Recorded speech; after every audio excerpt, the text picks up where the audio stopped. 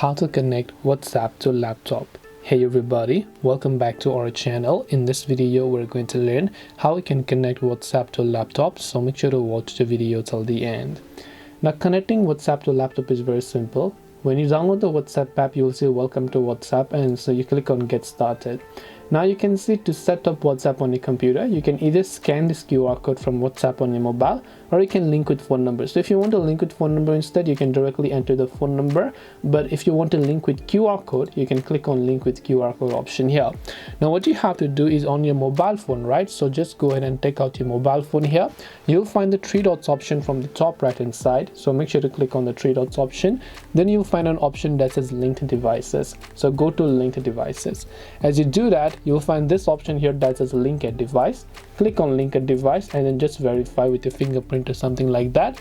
Then all you have to do is simply scan that QR code. As and when you begin scanning that QR code, you can now see that our WhatsApp has been successfully connected on our laptop. This way you can connect WhatsApp on laptop. Hope this video was very helpful. If you have got any questions, feel free to leave them down below. Thank you for watching and see you in the next video.